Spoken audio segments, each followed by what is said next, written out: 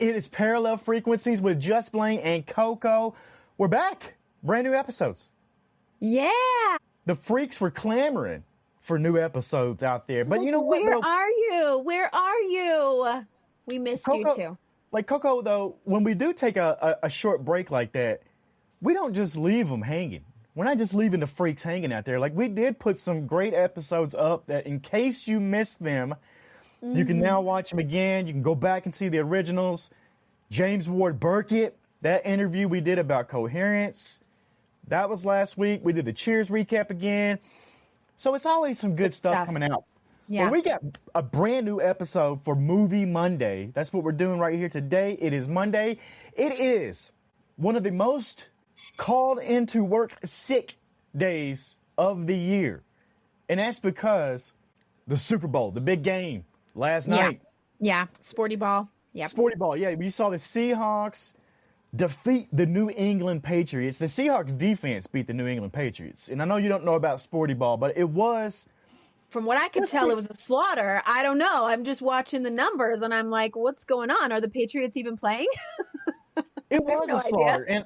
And I saw a funny meme that the halftime show, Bad Bunny, you know how he came out with the football? He was holding the football. That he actually carried the football more yards than the Patriots did. I saw it at all. Yeah, he's like, while I'm here, I'm just going to go ahead and do a touchdown. You know, while I'm doing this halftime show thing, just go ahead and land one. He did. So he got more yards than the Patriots offense did in the game. And yeah, for some people, it was a boring game. But if you like defense, that was the one to watch because that was probably one of the best defensive efforts in the Super Bowl history, which is always cool to hear. I'm big into the biggest in history. You know, I love all the records because in any of these sports nowadays, because you're talking about 60, 70, 80, 100 years in baseball. So when one of these records falls, to me, it's like, oh, that's a big deal. Like, let's look at this. You know, not that there were any records, but yeah, it was one of the best defensive efforts ever. Now, let's talk about that halftime show that caused so much controversy before it even happened. Yeah. Which is crazy, you know? I don't get it. I don't either. I thought it was the beginning of the halftime show itself was a cinematic view of the sugarcane fields in Puerto Rico. Yeah. And I thought that, I was like, oh man, they're about to take us on a trip, like a whole journey. And it was beautiful storytelling all the way through for a culture that needs to very much be represented. I'm not sure what the hate was there.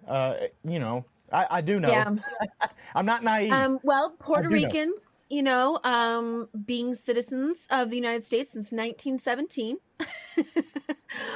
So not sure what the issue is, but all I can say is the music, I love it. The drums, oh my gosh. So the game itself could have gone any way. It wouldn't have mattered to me. I would have been over there cooking in the kitchen and eating snacks and doing Sudoku, whatever I was doing anyway.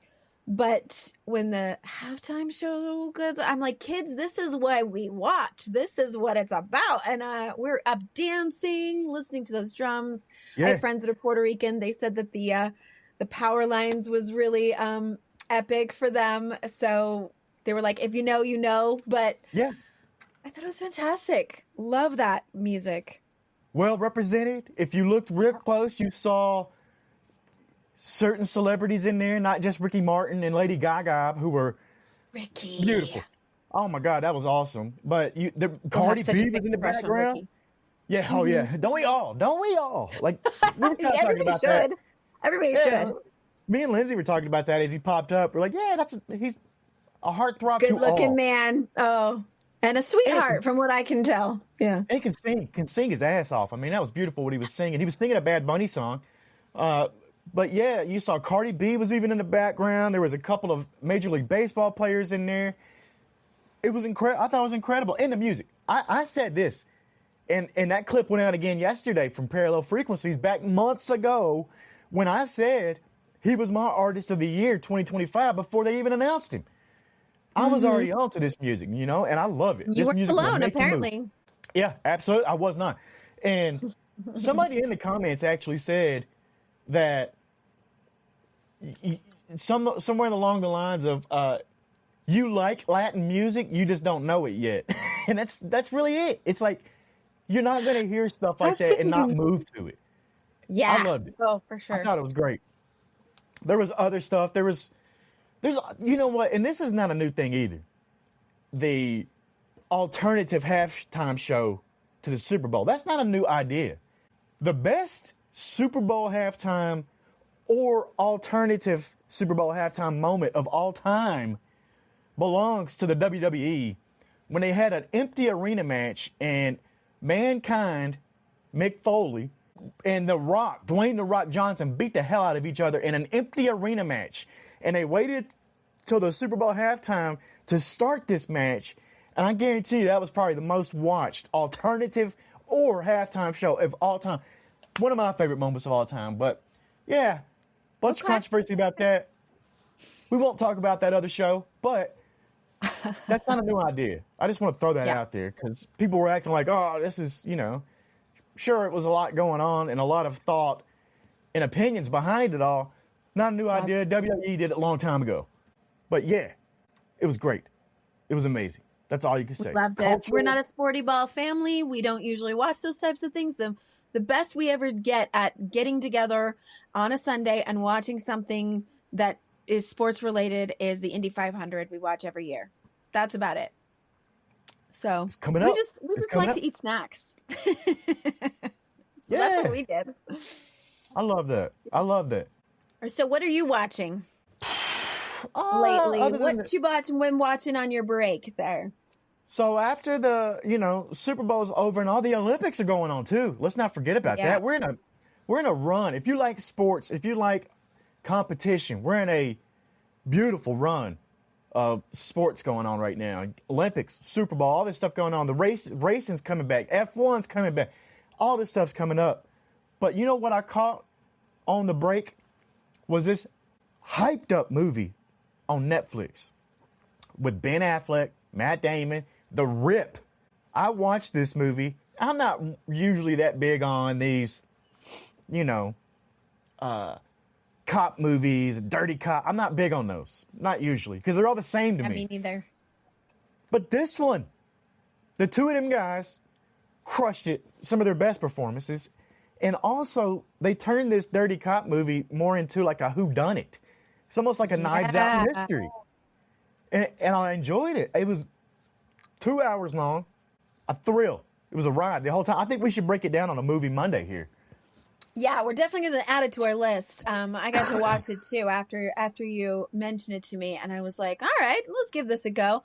Again, not something I would have normally picked out of a lineup of movies that I'm choosing, when you do your whole Netflix scroll.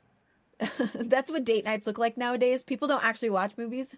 We just scroll through streaming platforms until we get tired and say, there's nothing on, and we go to bed. Add like 8 things to your watch list, and you're done. Yeah. Exactly. I probably wouldn't have even added it to my watch list, honestly, just because it's not usually my typical thing. I'm like, all right, cops, thriller, whatever. Maybe I'll get around to watching it someday. But yeah, I'm glad you recommended it because I got to watch it. And it was one of those that, we probably started out, kind of doing Sudoku or doing, being distracted. And then as the movie went along, we were like, oh, wait a minute. What's going on here? We got to pay attention. Yeah. Well, we'll add that to our list coming up down the road because that one's going to be hot for a while. What are you up to? What have you been watching? What you guys been watching over there? Well, we're not avid watchers of the Alone series, all of the seasons that have come out, but there's a couple of seasons that are my favorite, and we decided to start the new season 11. It's like Arctic Circle, way up north in Canada. Okay. But those survival shows, I got really into Naked and Afraid when I was in the hospital for a bit, having babies. And I just got watching all those episodes. Got to where I know for certain I'm not good. I would not be good at camping or being out in the wilderness. I don't know what I'm doing. I wasn't raised like that. I don't have the skills at all. But I can watch it and tell the people on TV what they should be doing. Really good. A armchair survivalist over there is what that would be known as. Yeah. Yeah. But this season 11 so far, and we're only a couple episodes into it, but they're blowing me away with their skills, creating So things. you don't think you're cut out for that? You couldn't hang it. You couldn't be out in the wilderness surviving. I think I'd probably tap out a few hours into it. I think that would be me. I don't think I'd make it a night. See, I grew up on a farm and kind of grew up in the middle of nowhere and all that, so I was kind of used to it, believe it or not. And as bougie as I might seem, I think I'd do all right. You give me an axe, hunting, send me out in the fishing, wilderness. finding water, starting a fire, building a shelter. I could figure it out. I could definitely figure it out. I mean, you know what? I survived Hollywood with a lot less, so I don't know. I don't know which is worse. I really don't. If those skills are transferable. Yeah. Speaking of surviving, one of my biggest fandoms is Survivor, the TV show. I have always loved that show. Even back when I worked at Big Boy's Neighborhood, the only other person I could find that liked Survivor or Big Brother was Big Boy himself. He used to be amazed at it was like I was the Rain Man of Big Boy, of Big Brother and Survivor. He could ask me anything. I could name off the names and be like, oh yeah, that happened on this, and this. Big fan. Survivor 50 is starting this week. The 50th season of Survivor. It's not 50 years old. Okay. They've done 2-3 seasons in a year before. But this one, to me, they're going to bring back a lot of the celebrities, a lot of the legends who's played the game. But they did a really cool thing.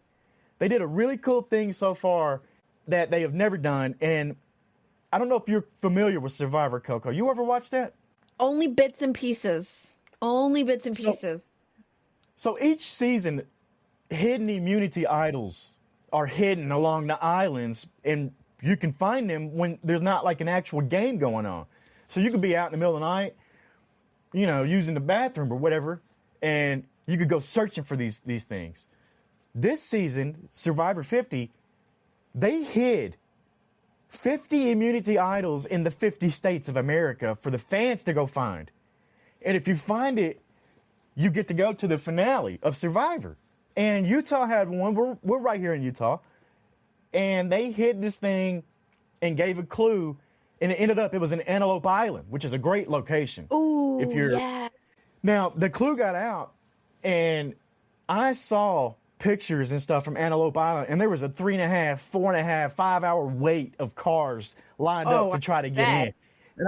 And I'm thinking this is amazing because you got to pay the park to go in there. You got to pay the park. And I'm thinking, all right, well, it's one road. It's like one road out there. yeah, That's and it's per insane. car.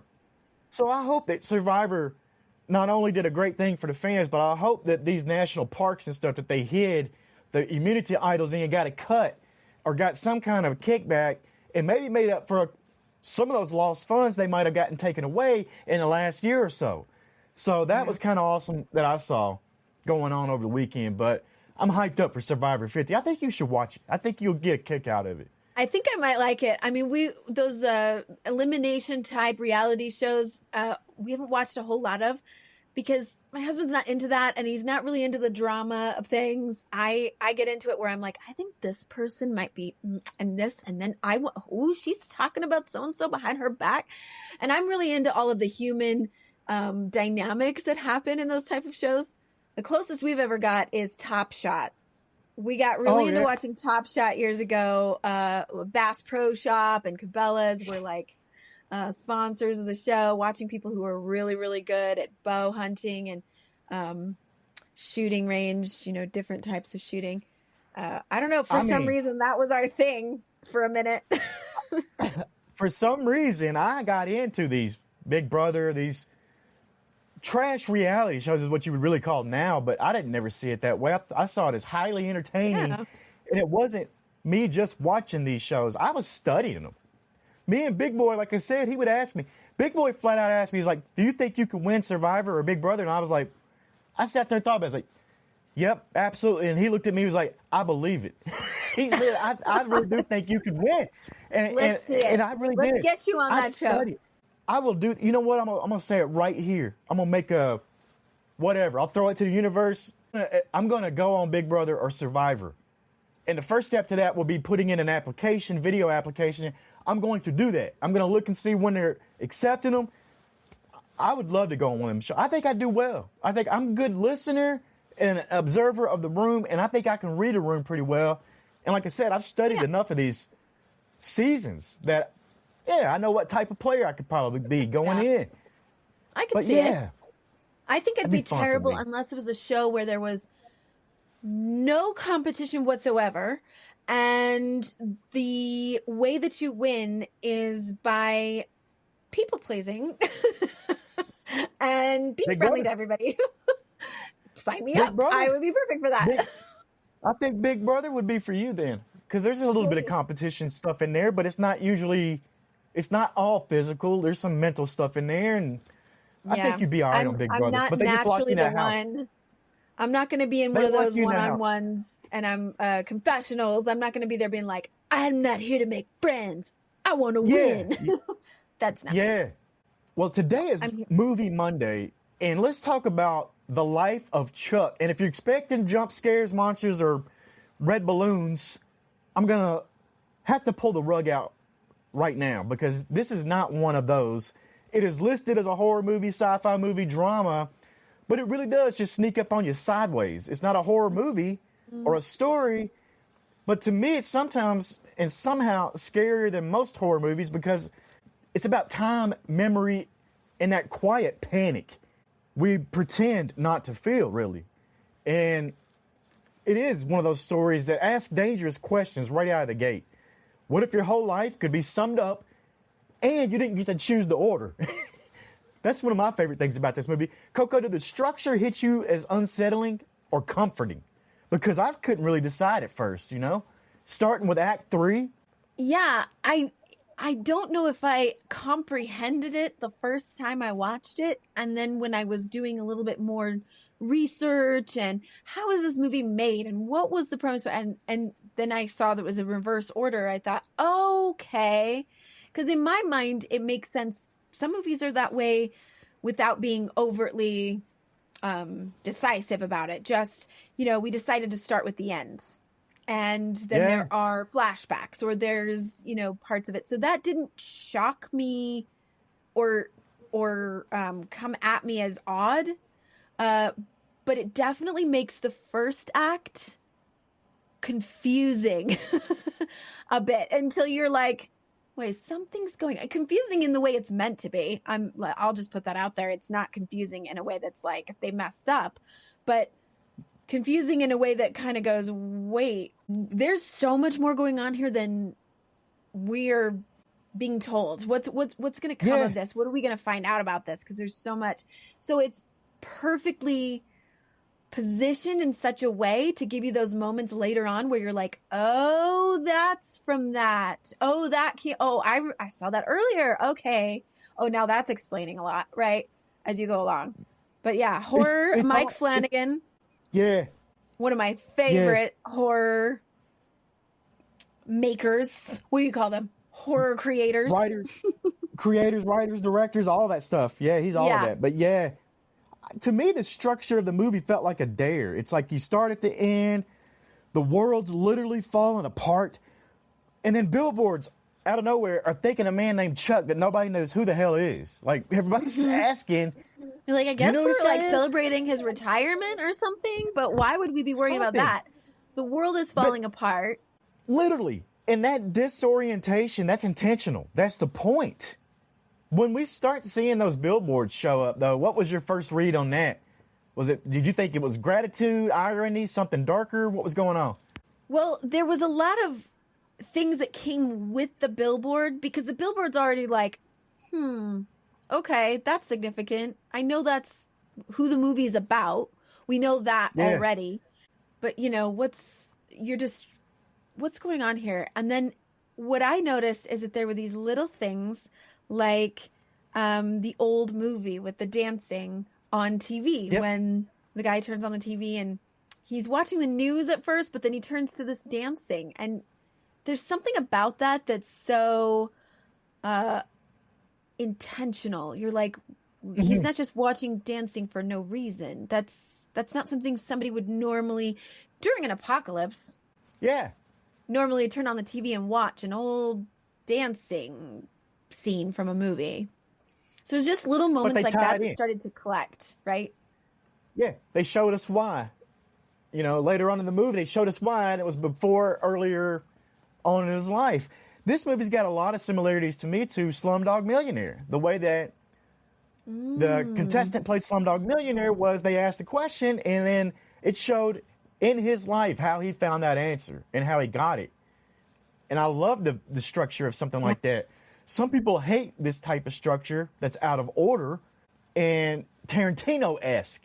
I love it. I think it's amazing when it does it like this, especially in a movie like this, because real life doesn't unfold in a neat 3-act story arc, you know? So it hits you out of sequence, grief before understanding and meaning before context.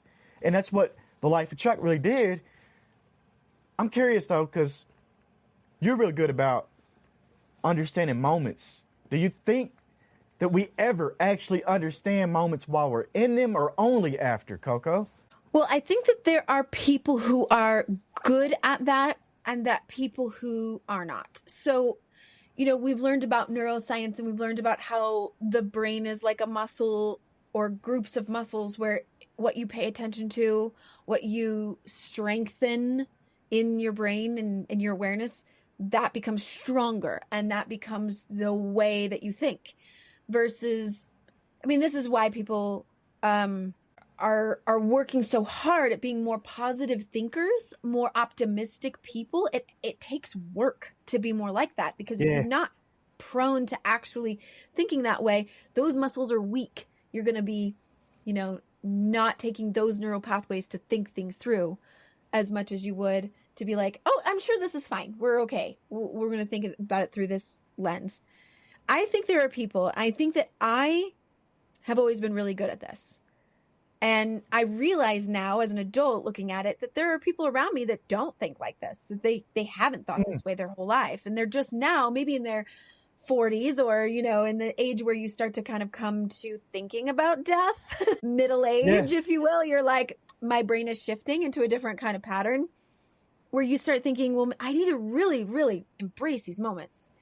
Think about the people who, their first child versus their last child. Okay. So when you're having your first baby, you're, you might be like going through the motions of parenthood, just trying to figure it out, just trying to survive, just trying to be like, how do I make sure that this little infant gets fed all the times they're supposed to be fed and they sleep the hours we can try to get them to sleep.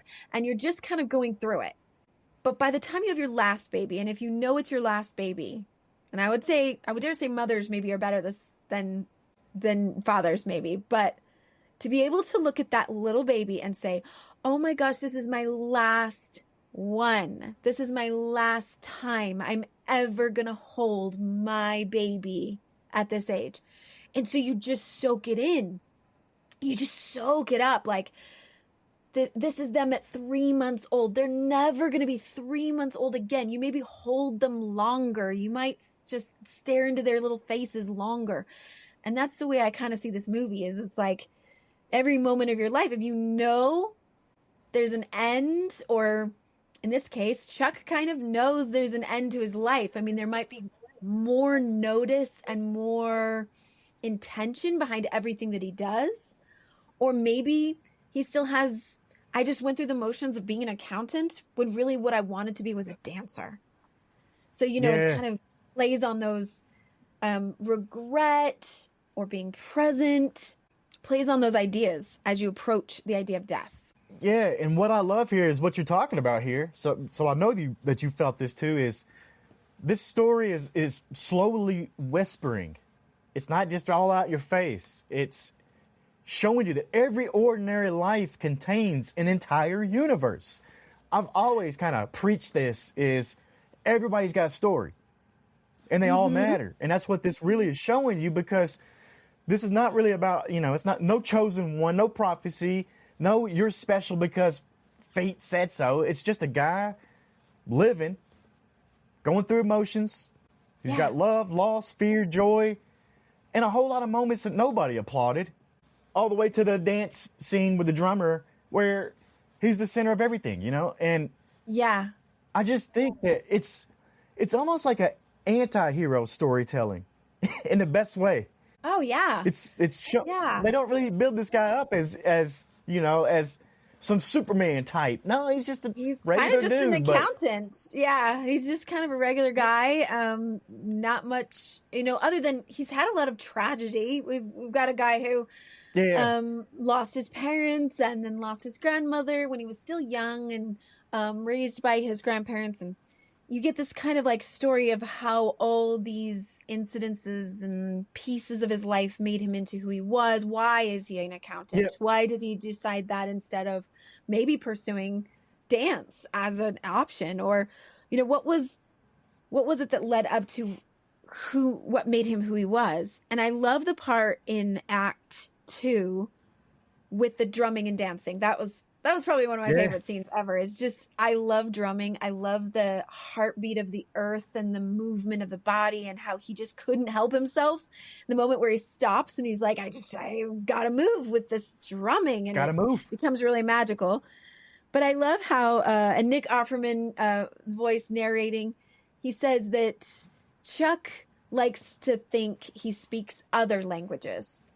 He's an accountant, but he likes to think he speaks other languages. And I love that phrasing because I often say when it comes to the woo-woo world that I live in, where I do a lot of, energy healing, I read tarot cards, I collect crystals, I do all the woo-woo type stuff.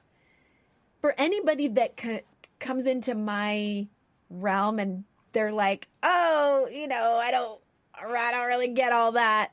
I just say, you just don't speak the language. That's you right. absolutely live in a world where everything I do applies to you. It applies to everybody. But it's okay if you don't speak the language yet. You just don't speak the language. I don't speak sporty ball. I loved it. That's a great way to think about this stuff. And that's Tom Hiddleston, by the way, as Chuck. Mm-hmm. We haven't really mentioned that. Tom Hiddleston crushed it as this I know, and he's not even in it that much, right? Like, No. he's played by other actors who played him as a younger self, and in different acts you have, like, the part that he plays is obviously the main character of the entire movie, and yet he's only playing that role in Act 2, pretty much. Yeah. So cool. Yeah, pretty much. And what I love, too, is the social side of this. In a literal way, too, because social is gone as we know it. The internet's gone. Yeah. So what are people posting memes on? They're not. But the man on the park on the bench says it. He's like, even in all of this, we've still got our last meme. And I've said that before. I'm like, there's always going to be a joke all the way to the very end. The world was literally falling apart around them and ending. Yeah. And they're still laughing about this Chuck guy that nobody knows who the hell is. And that was the meme. That was the going meme. But yeah, what would happen if the internet went away now? And I know that we're of the vintage to remember what it was like pre-internet days. Yeah. But that don't mean that we would be able to survive now. I don't think we could. I don't think we could go without what we've got connected now. With survival shows, I would not do well out in the wilderness. I don't have the skills of being able to build a fire. I don't know how to find and clear water. I would really struggle. I also don't like being uncomfortable. I don't like being too cold or too hot. I've lived a very privileged life. I completely admit it. And I have liked being comfortable. But I will say that when I think about having the internet shut down and that sort of modern technology not be available to us, I think my first reaction in my body is to just be like a big, deep breath of relief to be that free. I mean, it's so sad that something was invented and innovated to make our world better and to connect us with each other more. And what it's done is it's just increased more and more obligation in our lives. We're obligated to be contactable every second of every day. And we also then depend on those memes and those things to like fill our brains with entertainment and dopamine and things we're seeking. If it was taken away and we really, all that was taken away, it disappeared from us, I think I would kind of love it. Yeah. A little You bit. know, Yeah, I would.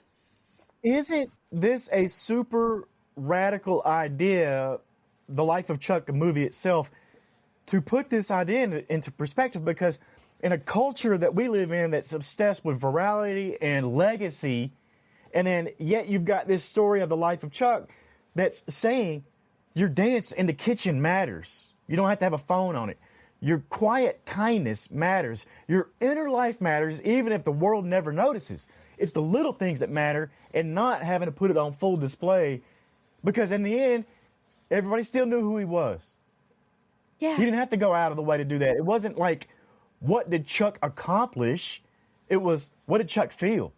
Yes. And that's why he felt all these things. So I because we just contain think, multitudes. That idea that Walt Whitman part of the movie, and it keeps coming up over and over again. I contain multitudes. I am wonderful. I do wonderful things, and to think about how much. I mean, just thinking about myself. I've lived tens of thousands of lifetimes in my head with my imagination and with with my perspectives and with people I've met and everything that I am, and to the point of Act 1, which is actually Act 3, the beginning of the movie, which is actually the end. Well, anyway, that part of the movie was kind of because it was apocalyptic. It was like the world's ending. It's clearly ending. We see all this stuff going on. People are realizing that it's not getting better. It's only getting worse. We're not coming back from this. I love Matthew Lillard's part in this when he's just like laying it all out and he's kind of panicking a little. But what you notice is that there's not that mass panic feeling like you get in most apocalyptic movies. You don't have this like scrambling of scientists and politicians, and they're like, we gotta like control the masses and people are going to riot in the streets and there's going to be looting. It's none of that. It's just like this kind of gentle, quiet acceptance. As Matthew Lillard's character says, he's like, we've gotten to the stage of grief of acceptance. Everyone's just slowly walking home. The guy throws his briefcase on the ground and then just keeps walking. You're just like, okay, this is it. This is the end. You're right. There's a quiet sadness baked in to the entire thing. It's tender. It's just almost like a warm, see you guys, like everybody gave up. But what do you do? What do you do in that situation?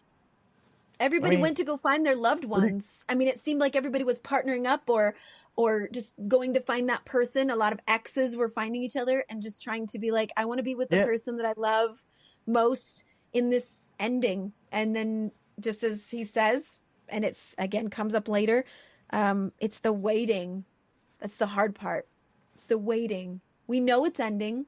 We know, and then of course, this is all in Chuck's mind and body. It's his brain and his body shutting down as he's dying. But it's like that. We know it's the end. We know it's coming. Let's get connected with love to those that we want to be with, and then just watch the end happen. Do you fit? This has got to be one of these movies that hits you different if you're in a different spot in your life.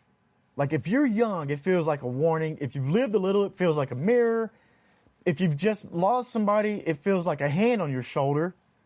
Do you feel like that? It's one of these movies that's going to hit you different. Like, would this one hit you different if you'd have seen it 5 years ago or 10 years ago in any kind of way? Like, what do you see there? Yeah, I think I've gotten to where I've got this steady and more comfortable feeling with death. And not to say that there aren't moments where I wake up at 2 a.m. with like a feeling like I'm marching towards death. What am I doing with myself? Like what am I doing? But I think that that's a gift. I think it's a gift to know that we're Yeah. mortal, that whether we have 39 years, as Chuck has, thanks for the 39 years, Chuck. I mean, that's not Yep. very long. But then you look at the movie and it shows his life and you go, but he did all these, he lived these wonderful moments. The dancing in the kitchen, like you said, it matters. And the one moment that he had with the drummer and the girl that he danced with, they're never going to forget him. He might not have had a famous TV show and, or, you know, his handprints in Hollywood. He's not going to be immortalized by a statue of some kind and millions of people know his name, but there's going to be those few people he touched throughout his life. And that matters. That matters for something. We all get to have that. They're full of gratitude is what it is. He gave moments to thank him. And it really shows you that even if the world is collapsing, there's still room for gratitude to thank people. You don't have to be extraordinary. You just got to be present. You just got to be here. You just got to be present in that moment like Chuck was. So there's also this thing about the cosmic calendar that's brought up a couple of times. You see it on the TV when he's a kid. Yeah. So he's clearly that was imprinted on his subconscious somewhere deep down. And then it's brought up in the beginning of the movie, but he, you know, it's decentralizing the individual a little bit to note that, okay, well, as a human race, if the entire cosmic universe was put into 1 year, you know, humans don't show up until that last couple of seconds before midnight on New Year's Eve. It's like we are not the center of the universe. We are not even close to having been on this earth very long when you look at the large scheme of things. So, you know, for there to be like a panic about death or even the apocalypse being the end of humans, what does that even really mean in the cosmic sense? Putting things in perspective a little bit for us. Not much. It's about a half a second is what it is on the cosmic calendar. That's it. But if somebody put up a billboard of your life, you got to think, what moments would it think? Would it be the job title or the way you showed up for somebody when nobody else was watching? And that's what this really is about. It's not something you watch once, like your life, your story, but it lingers, it echoes, it waits for you to catch up to it. That's the frequency we're on right here. What is your final thought on this movie before we wrap this thing up? Yeah. Oh, final thoughts. My final thoughts, this movie giving us a perspective on dying.